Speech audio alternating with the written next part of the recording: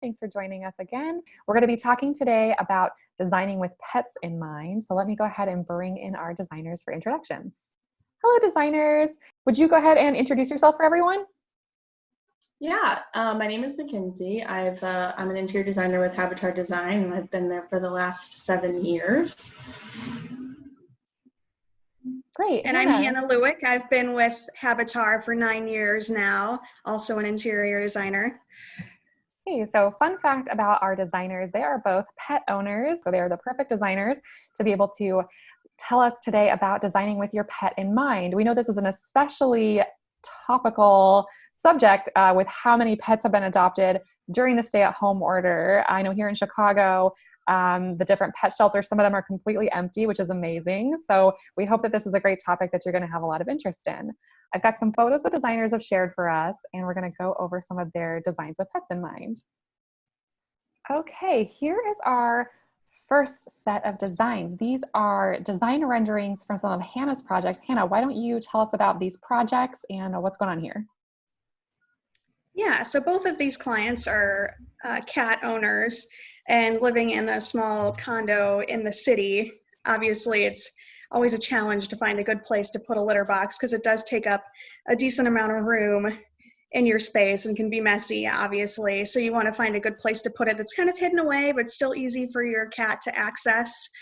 And obviously, one of the first places you think of is a bathroom. Both of these clients had some extra space in bathrooms. It's where they were actually storing their litter box anyways, but it was just kind of out in the open, out in the middle of the bathroom, and it took up more space than they wanted it to.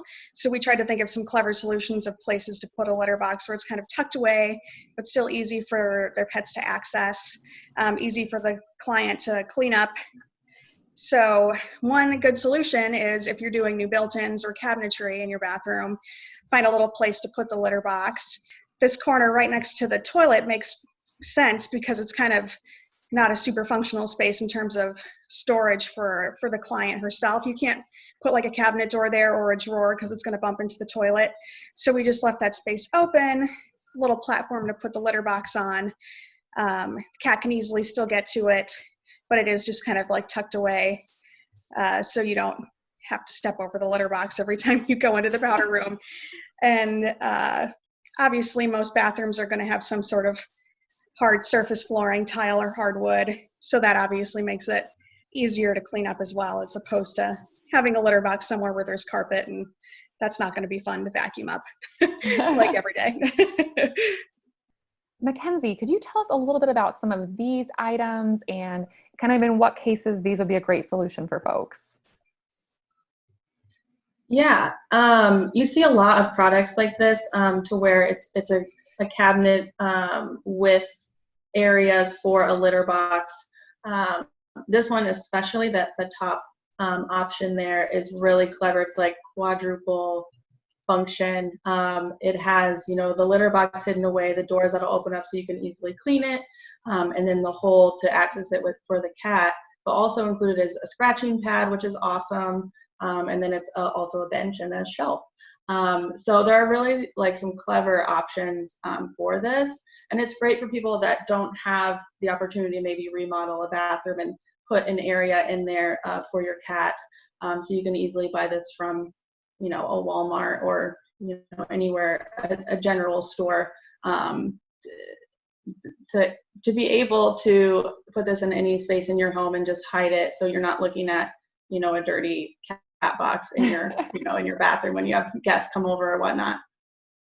Great. And I really like with both of these as well that neither of them at first glance look like litter box things. Like they really just look like normal, cute little home storage units. So it's was so funny to me that these were so perfect in functions, especially with the top one you mentioned. I didn't even know that was a scratching pad, because I don't have a cat, so I did not know that. So see, this is why we have the cat owner on board in the interview. I'll say a point about that too. I think, especially in the current environment, I've seen some great DIY projects too, where people have created things similar to this just on their own. If you're a little handy, you can take an old side table and cut a hole out of the side and put the litter box in. Obviously, if you're kind of deciding on a whim that you're going to foster a pet during this shelter in place, obviously, like Mackenzie said, you're not going to go remodel your bathroom for this pet you're fostering. But if you have a nightstand laying around, or a side table, or a bench, or I think there's lots of clever ways that you could kind of convert it into a space for a litter box, or a pet, a dog bed, or anything like that. I know one of our other designers at our company has multiple pets, lots of cats and dogs, and she actually built like a storage cabinet for the litter box for their cats by herself, and it turned out really cute. So if you're a little handy and you need something to do while you're bored stuck at home, this could be a good project. Nice, I'm impressed. Hannah, why don't you go and tell us about this one? I think it's a little obvious what animal is in mind to be using this feature, but why don't you tell us all about it? These I've seen used in a number of homes of my clients. I think they're a really handy way, once again, to kind of fit in a litter box in a space that already exists instead of renovating a space around a pet. You can get these at hardware stores. You can find them online. There's all different kinds, but it's just a little nook that you cut out in your closet door, or any door for that matter. Because a lot of times, I know me personally, when I've had cats in the past, most of the time the litter box ended up in a closet just because it was the most convenient place to put it. And we ended up just having to leave the closet door open all the time so the cat could get in and out. So this is kind of a good solution to that. Just a little hole you cut out in the bottom of your door, and the cat can come and go as they please. Use the litter box when they need to, but it keeps the litter box hidden away, keeps the litter contained. Mackenzie, will you tell us a little bit about these photos and some of our options for designing with our cats in mind? Yes.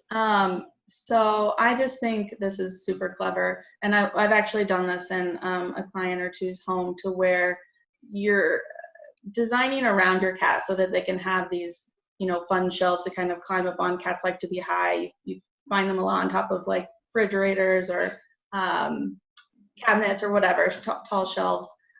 So thinking about, implementing things like this into your home is really smart. So, and what's unique about these too is it's more of like a decor piece too.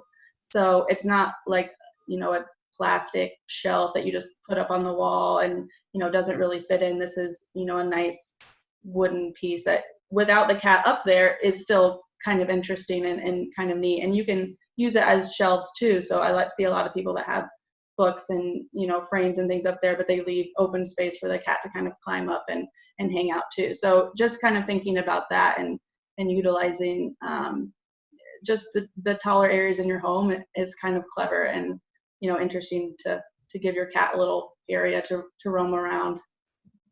I personally, don't love when it's apparent that, you have like a cat toy tower situation going on. So if it can blend in, I think that's, does a double function. I think it's really, really functional. Before we wrap things up, is there anything else you guys would want to share to any pet owners considering a redesign somewhere in their home, or somebody who's going to be bringing a new pet into their home for the first time that wants to factor in kind of what are some of those big ticket advice items that they're going to need?